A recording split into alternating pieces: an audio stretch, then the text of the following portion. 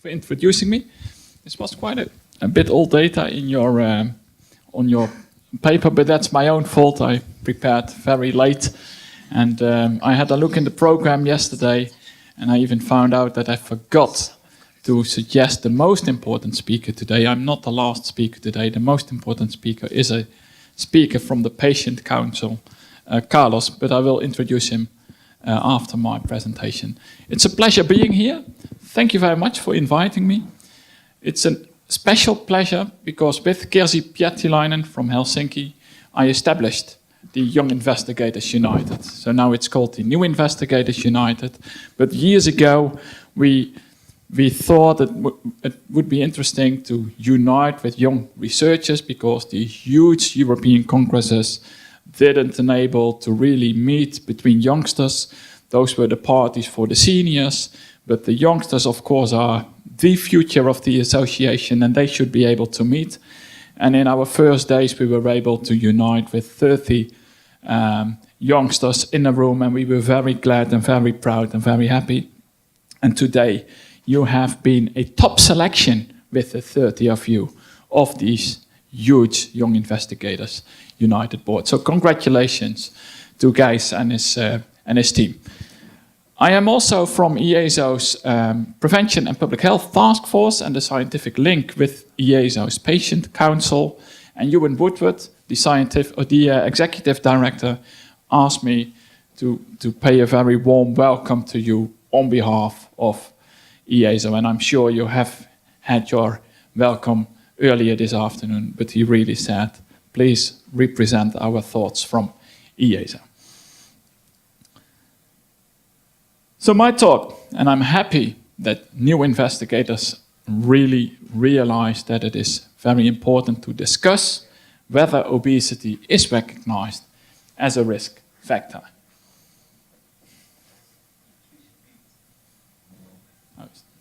Could you please press the red button? Thank you. So today we go discuss the perception of individuals, but also the perception of society. And it's very important to discuss obesity. Obesity is in the top 3 worldwide disasters caused by humans. On top, smoking, costing $2.1 trillion. Second, war and violence, costing $2.1 trillion. And third, obesity, costing $2.0 trillion. And I doubt whether many politicians really recognize obesity as the 3rd ranking problem of our society. It is important to discuss perceptions because from the behavioral area we know that perceptions are really important in studying behavior, in explaining behavior. Here are perceptions of the susceptibility to become obese and the perceptions of the benefits if you go change your food and your activity behavior. One of the many models, the health belief model. Then you have the theory of planned behavior. It's also on normative beliefs, and the social cognitive theory also on the benefits of change that you perceive and even the knowledge. And we will see that knowledge comes close to perception. Knowledge is important when talking about perception. Well, the talk is about the perception of the risk of obesity, but of course it starts with the perception of your own body weight. And the question is, do we really know how heavy we are? The answer is no, we don't. Especially overweight and obese people have difficulties in knowing their body weight. On average, obese people tend to underreport their body weight by 3.5 kilos, meaning that the prevalence of obesity is hugely underestimated in population studies. So weight status is often misperceived in the adults, but also in children, and there are estimations that 2 out of 5 parents of obese children are not aware that their child is obese.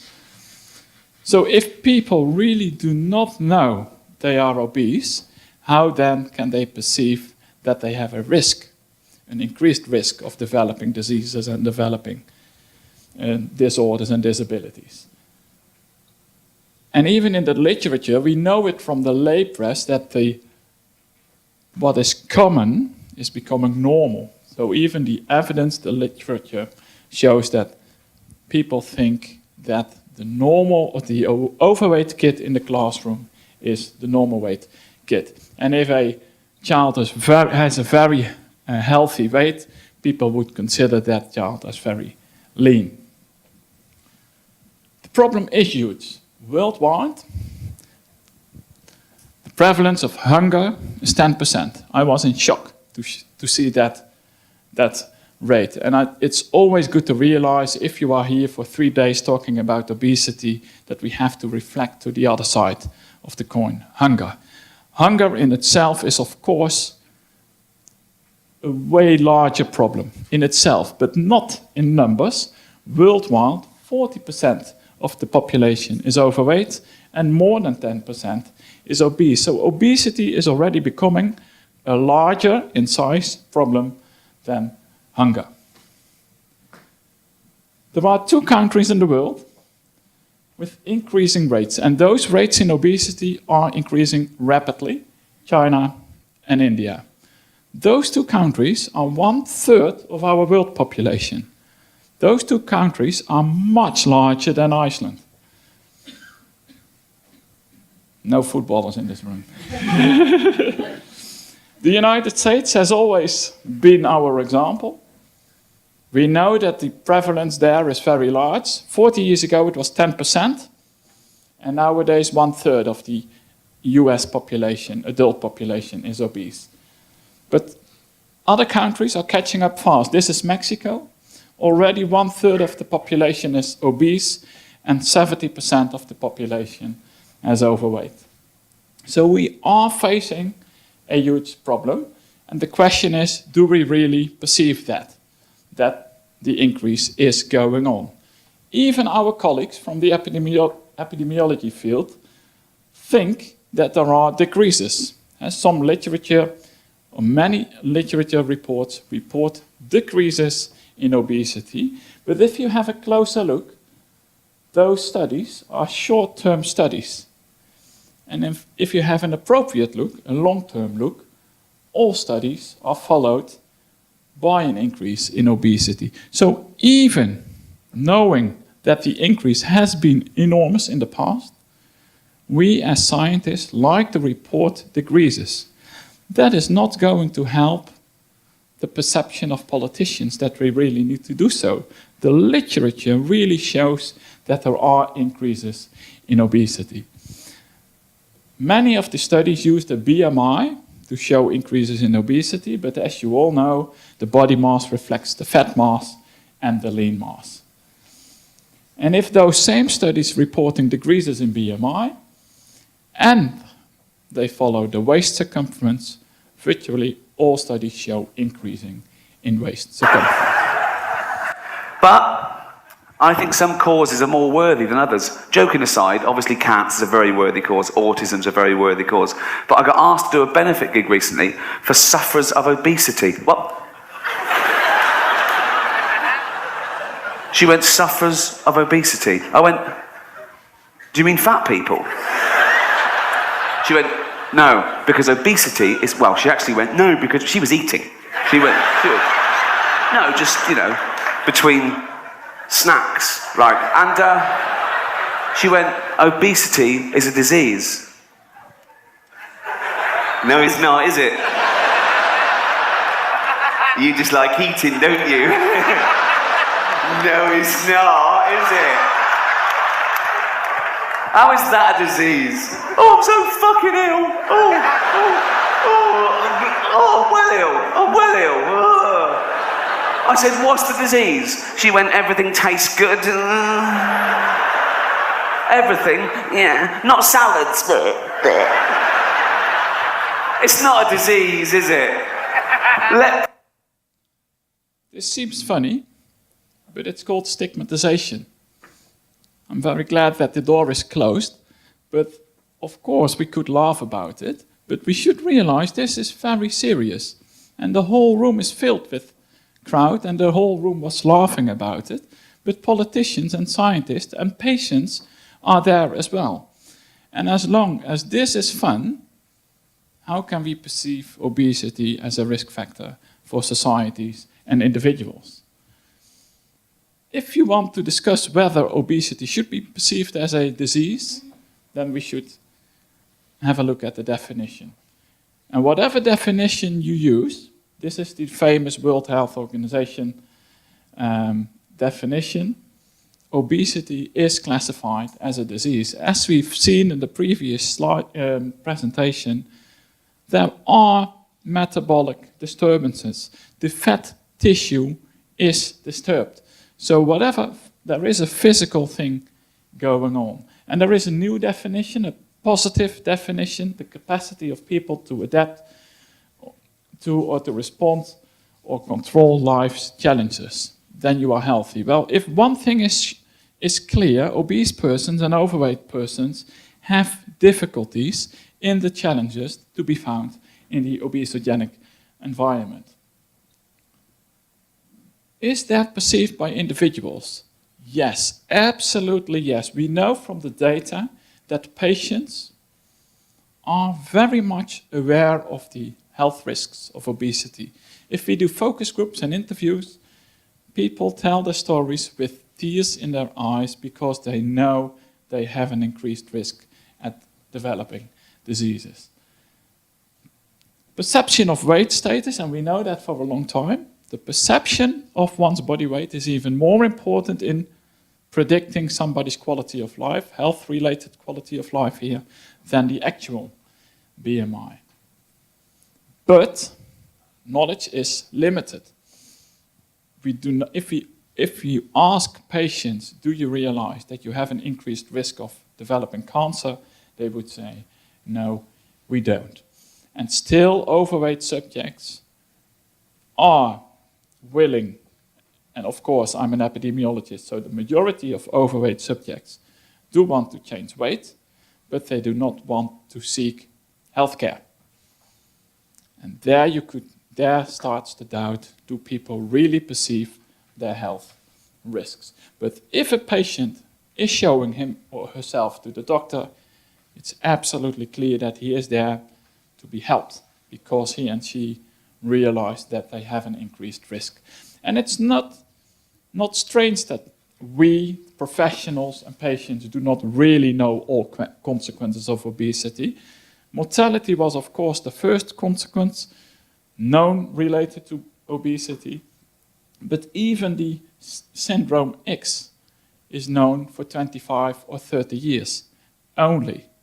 So, of course, it takes time before that reaches the textbooks, before that reaches the classes in the medical school, and of course, not all scientists and all medical doctors know the real consequences of obesity, and cancer is known now for only 10 years. So that in light of history, that's a very short period. We know for decades now how the blood circulation is working. For more than 200 years we know how the blood circulation is working, and we know only for 10 years that obesity is related to cancer. Many studies focus on mortality, and we think obesity is a problem because obese persons die earlier. Well, that is true for smoking. You quit smoking because you do not want to die early. But in obesity, it's different. Yes, obese persons die earlier, but only a few years. The life expectations in the obese is only a bit shorter than the healthy weight subjects. What comes in years earlier are chronic diseases and chronic disabilities, having a very high impact on the obese individuals, but also on society. So at the end of life, and that is, well, the other side of becoming old, life expectancy is about 80 in the normal weight or healthy weight subjects, a bit shorter for the obese, but here are the unhealthy life years at the end. And the obese persons have many more unhealthy life years. And this is perhaps the most important consequence of obesity, being stigmatized and not being taken seriously. This is Australian data doing a university test, a knowledge test in obese students and in normal weight students. And this was an oral test, so one by one, so one teacher, one examiner. And the obese persons scored lower. And the tests were exactly the same, and the test was on knowledge. You may conclude, okay, obese students are less intelligent. But of course they are not. If the test was taken by a written exam, of course the results were exactly similar between normal weight and obese students. The perception by the examiner was that the obese students were not that intelligent as the healthy weight students. And that is, of course, ridiculous and terrible. Then the question is, talking about perception of one's body weight and perception of the health risk, perceptions of the determinants. Why is it so difficult to change your behavior? Still, doctors say, oh, you just eat too much and you should become more active. That's still happening. We find that in our data. And those medical clinicians say, well, these patients are not motivated. At the same time, so they really stigmatize and blame the obese patients. At the same time, the obese patients tell us, well, the doctor does not take us seriously. He doesn't have any perceptions of the real challenges we are facing. Then there is a perception of being able to lose weight. From the media, we know it's very well possible to lose weight. And programs are offered to lose as much weight as possible in few weeks as possible. And the laypersons, the politicians, scientists may perceive, okay, it is possible to lose weight. Those people on TV can do it, so you should be able to do it as well. But those perceptions really go against the guidelines. We all know that after weight loss is very well possible. After weight loss, there will be a return. People will regain weight. How good they are. And we know from the guidelines, huge weight loss should not be the goal. The goal should be losing weight a bit, hold it for 1.5 years, and then do a next attempt to lose another proportion of weight. That is what we should do, and that would help the perception in society of the problems that we are facing. And the problems that we are facing are being found in the environment. We are facing an obesogenic environment, making it too easy to eat too much and to be not active. But at the same time, the public perceives the environment or important elements of the environment as healthy. They are really challenged to hit the unhealthy parts, to hit the chocolate bars and the hamburgers. They are being rewarded for that. And as soon as they do the healthy behavior, game is over. This is a very impressive story from a patient, from a mother of an obese boy, and this boy decided with his mother, I perceive my body weight as too high, I perceive my body weight as being a risk factor, so I perceive the need to change behavior. He decided to not bring any cookies anymore into school, so his mother did not even buy the cookies, left the cookies out of the room, out of the house, put the apple in the lunchbox.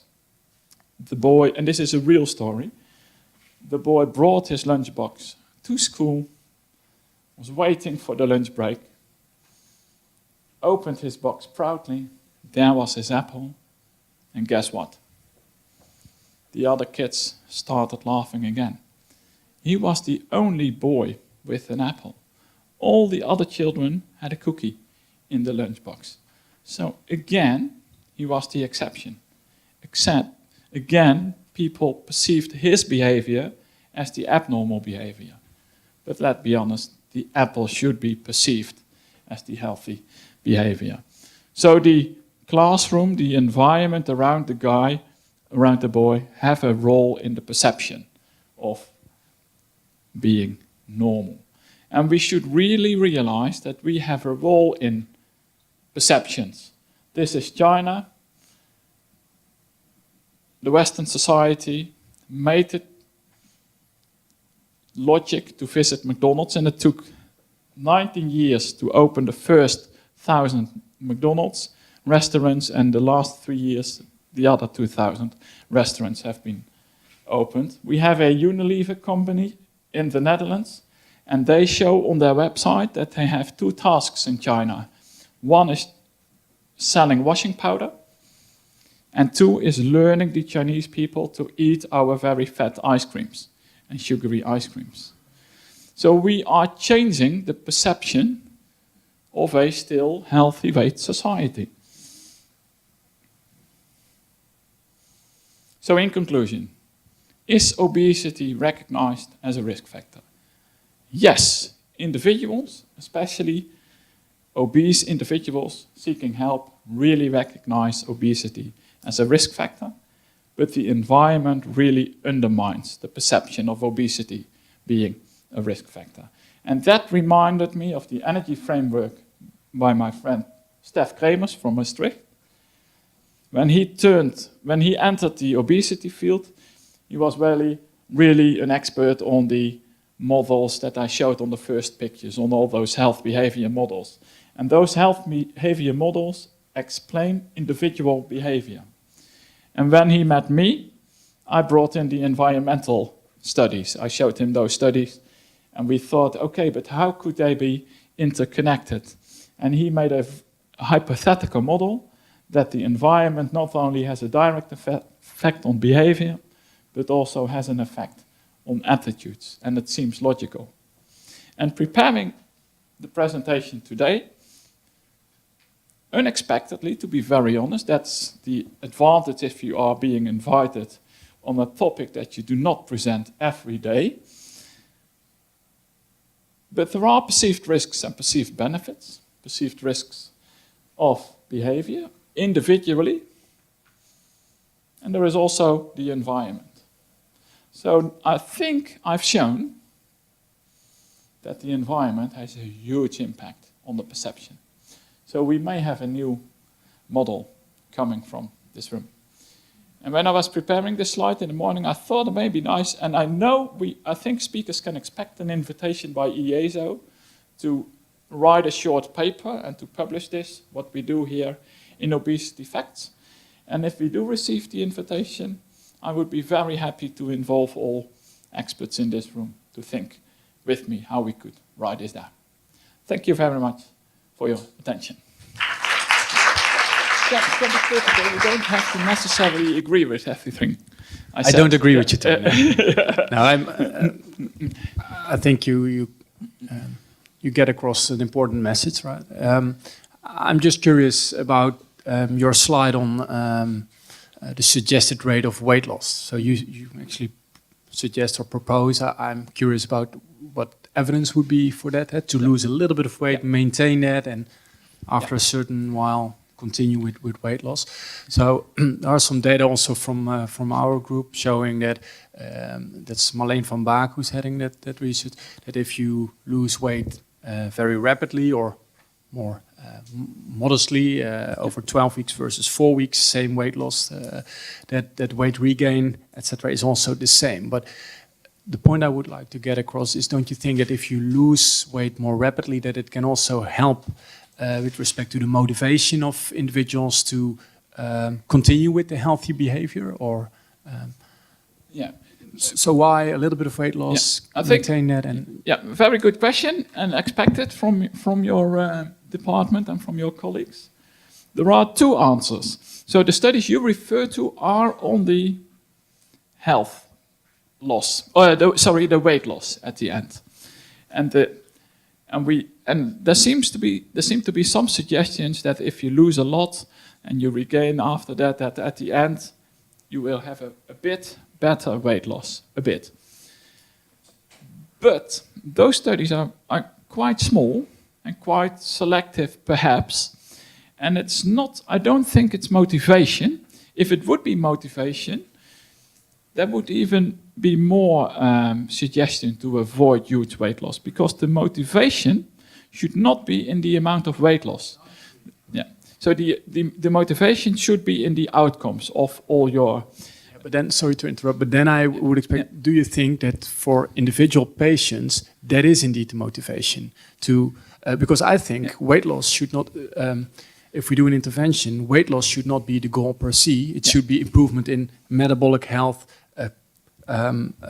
quality of life, all those parameters, right? Exactly. But my perception is that that I think that's just, correct me if I'm wrong, but that for most obese patients, the main goal might be weight loss per se, rather than improvement in metabolic health. Yes, you're absolutely right, and that's what we do see in our data and do here in the focus groups and the interviews. But that should be the topic of those meetings with the doctor. So the doctor should not say, okay, you have to lose weight or you have to change your behavior. No, they should really start a meeting in which worries and expectations are expressed. And that is not a 5 minutes consult, that's 1.5 hours. And that's what we call shared decision making, pointing out what the motivation really should be. And the second part of my answer, the answer to your first question, what is the data behind the recommendations to lose first 5 to 10%? And there is a huge amount of data behind all guidelines expressing that. And one famous is the diabetes prevention trial. I think we all know that. Although, well, the one negative aspect of new investigators is that their birth was around the publishing date of those very famous trials. But the diabetes prevention trial showed that by changing your behavior, you reduce your risk of diabetes by 58%. And the weight loss behind that is only 300 to 400 grams, only. And some critical colleague then say, well, but those programs were not on weight loss per se. But well, that's what we just agreed on. It should not be on weight loss per se. It should be exactly the changes that they have performed in the diabetes prevention trial.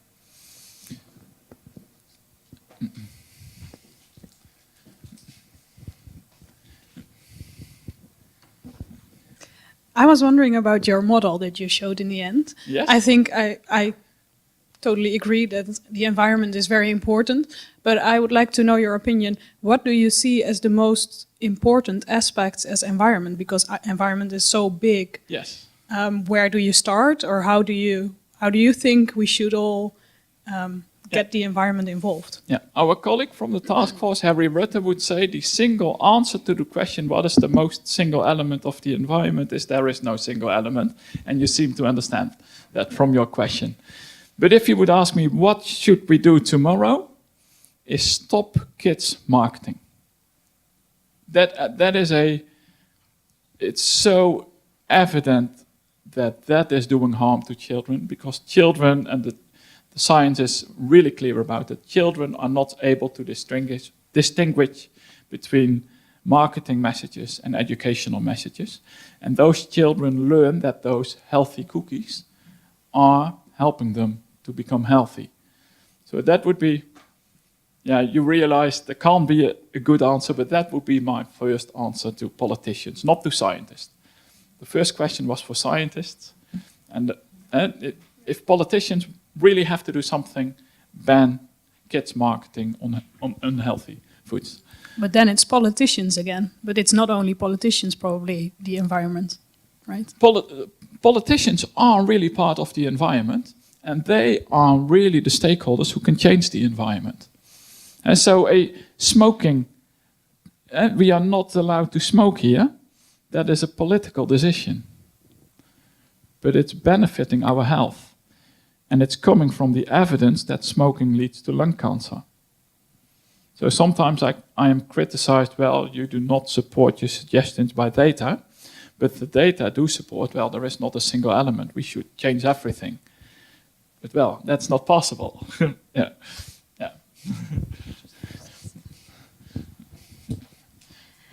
Really interesting talk. I have like a number of thoughts and questions involved. I hope I can make it a clear point.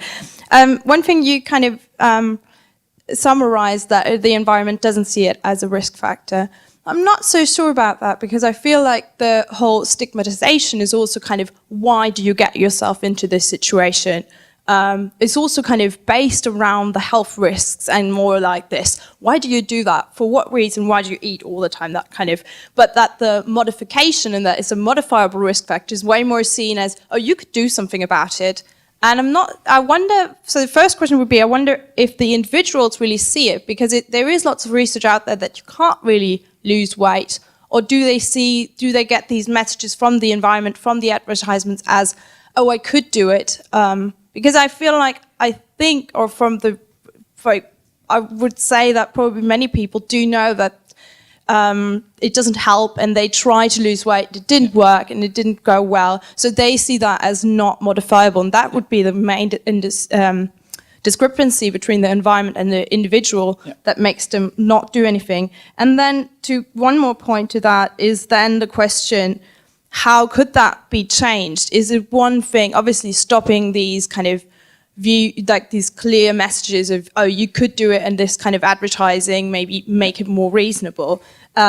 Or is it this kind of role that's happening at the moment, which is more into body acceptance and wants people to, oh, just accept everyone how they are? Because the question is, what makes people really want to change in the end? Yeah, good, very good question.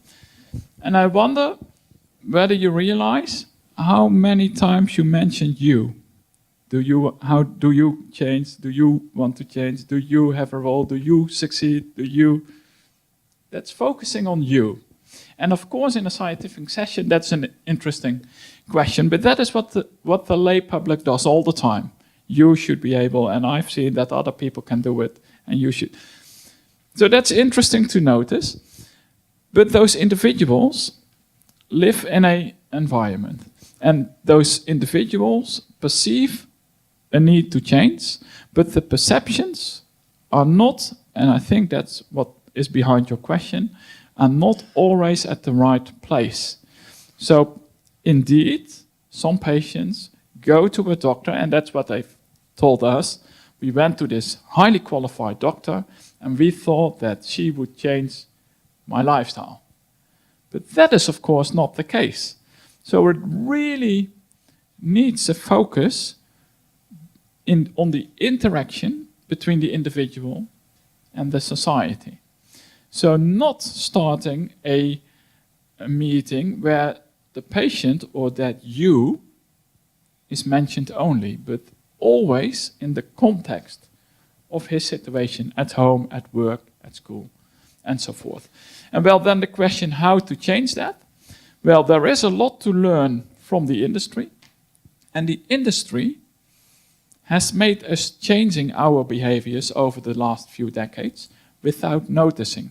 We eat many more cookies than we did 30 years ago. We drink many more juices and soft drinks than we used to do before. And if we would do that in the health promotion area, we would call that nudging. And nudging means that you change behavior. And some would say make it easier choices to behavior, but then Stef Kremers would correct me and he would say, no, nudging is not even a choice. It's changing behavior without noticing. So we should make the healthy choice the logic choice. And then the question is really, is obesity the result of a abnormal behavior in a normal environment or the normal response to an abnormal behavior? Yeah, I do not know whether that is a correct answer to your question, but it's really a difficult question. Yeah, I agree with that, yeah. Yeah. Thank you. Yeah, and I'm sure Carlos has perhaps may have the good answer to that. Okay. Well then, thank you for your attention. It's a very great pleasure to introduce Carlos Oliveira, and I have to apologize, he's not in the program, it's my fault. In Gothenburg, we discussed that it would be a very good idea to involve a patient. So we should not only talk about obesity, but also with obese patients. And the EASO has established a patient council now for the last 2 years. There is 3 years. 3 years, there is a very active patient council, and there has not been any meeting with the patient involved that was not very, very good. And I'm very glad that the program organizers were flexible enough to respond to my yesterday's email about saying I forgot to mention Carlos, because otherwise this would have been the last summer school without a patient. So Carlos, thank you for being here. We are very proud and very, very grateful. One moment, please. Don't be here, please. I'm Portuguese, so welcome to Portugal. Welcome to this beautiful city of Cascais. With my terrible English, I want to tell you one thing about this last conversation that you have here and before my presentation. I'm not here for a class, of course. I'm here only to tell you what is the Portuguese Association, what we do, and what we do in the European Patient Council. But about those questions here, I want to tell you one thing. Now we know that we have a problem, a biological problem in our body. Our brain don't receive the signal that the absorption of energy is sufficient to the life, and keeps always the condition of hungry. So when you tell that one guy is not motivated to do something, you must talk only, not for 1 or 2 months, you must talk for one life. And this is a war that we lost slowly. And we lost slowly because the life, the environment, all that things that you talk about here are always against us. And I'm always with hungry, I'm always with condition to eat. I have a lap band since 2001. I lost 56 kilos, and in 15 years I recovered 14. It's a war. You must understand this is a war, and this is a difficult war for us. So, please, when you talk about those guys that are no motivation to do that, that is not really. Okay? Very good. Thank you. Okay.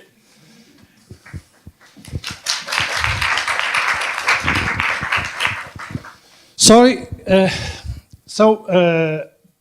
ADEXO is the Portuguese Obesity Association. We start, where is the...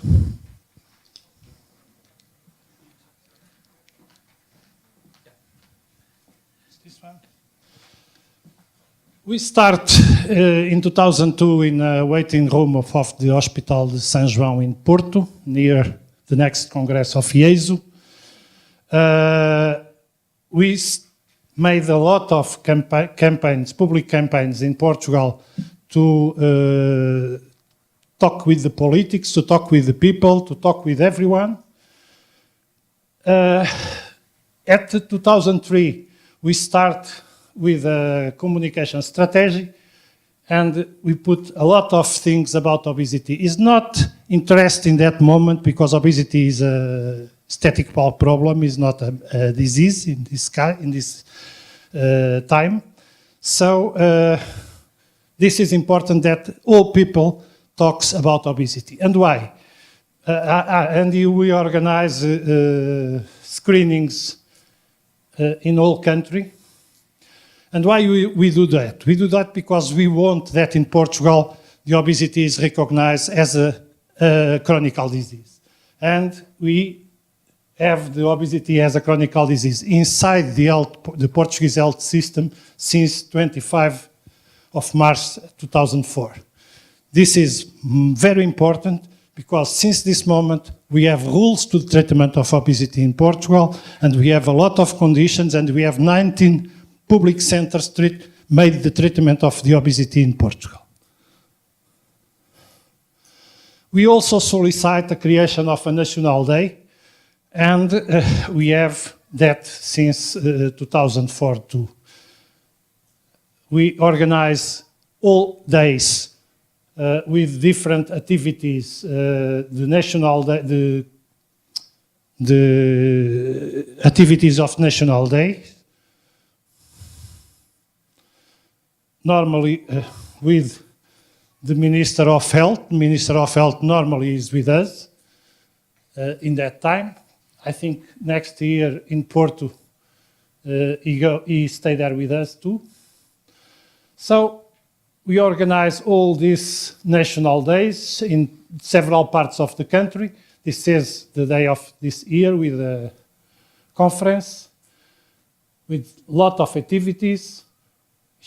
We change clothes with people with who have no money and needs big sizes.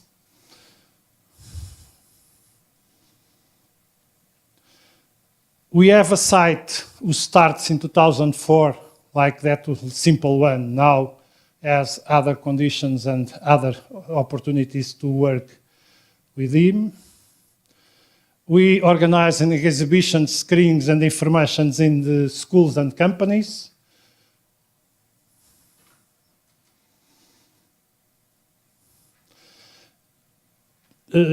We participate in the health fairs around all the country too.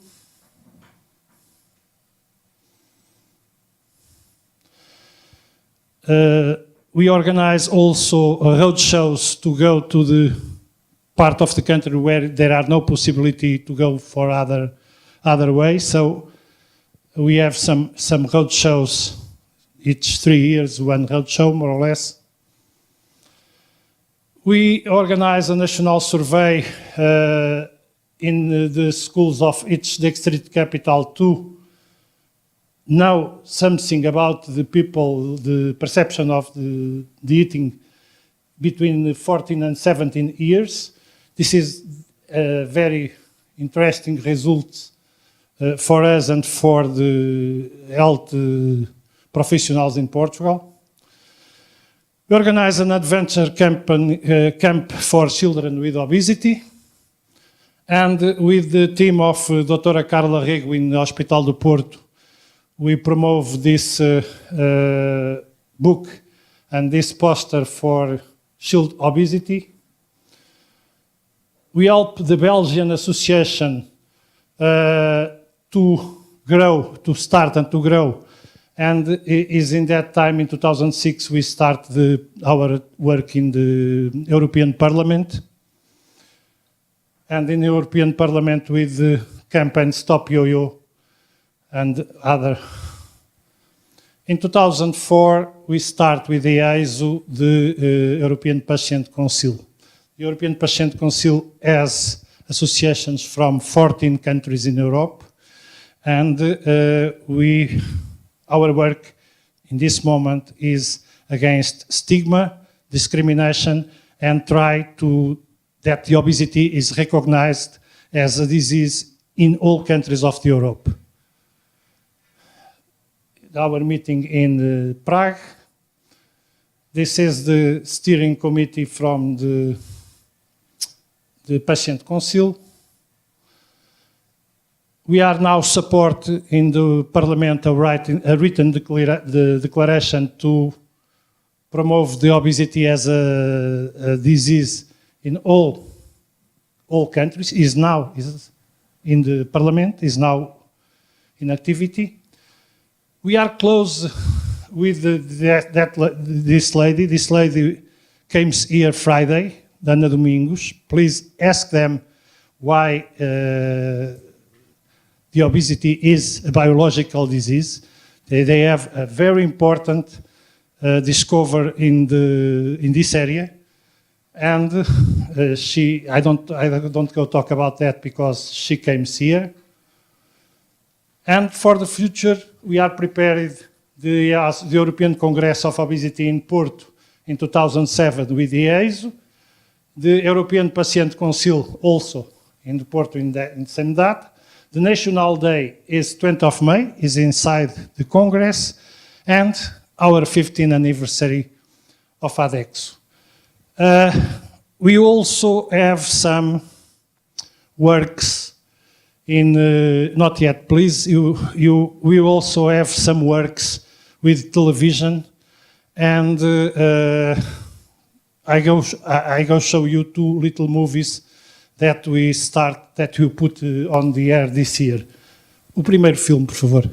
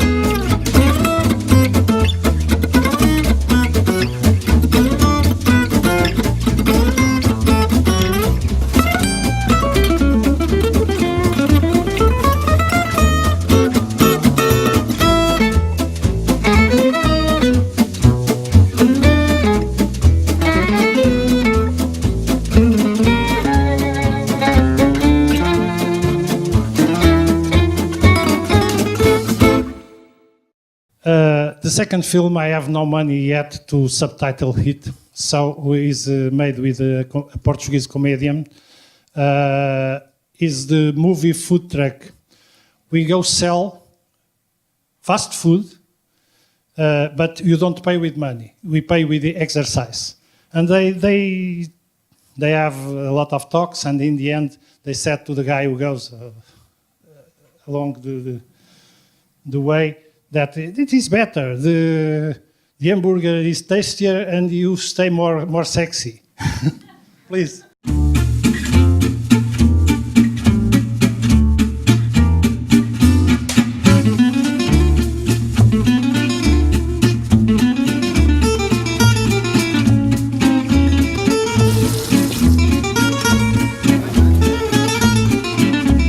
Boa tarde. Então o que é que vão querer? Não sei quanto mal o que é esta história do Puma sem pagar. Mas eu não estou a perceber muito bem. Então, como é que eu vou pagar isto? Então, à borla não. Isto é tudo de graça? Não, é o que tu pagas com o corpo. Uma pizza são 6,6 km a caminhar ou 5,2 km a correr. Para correr? Nós temos aqui um cheeseburger que corresponde em média a 304 calorias. Ou seja, para vocês gastarem essas 304 calorias, percorrem 5,4 km a caminhar ou 4,3 km a correr. Não quero. Não quero correr. Ketchup? Boa. Mais 500 metros, hein? Não. Posso começar a fazer os nuggets, não é? Não. Tem que andar? É a correr ou a andar. Tens de decidir. Andar. É assim mesmo, meu amigo. Boa decisão. Boa caminhada, bom dia, hein? Cheeseburgers, pizzas, nuggets, batata frita. Aqui não se regateia. Então são 5 km e 400 metros. A melhor a correr, é mais rápido. 6,6 km a caminhar ou 5,2 km a correr. Mas é para teu bem. O hambúrguer fica mais saboroso e tu ficas mais sexy. E obrigado por me aturarem. Sorry. Thank you for hearing me.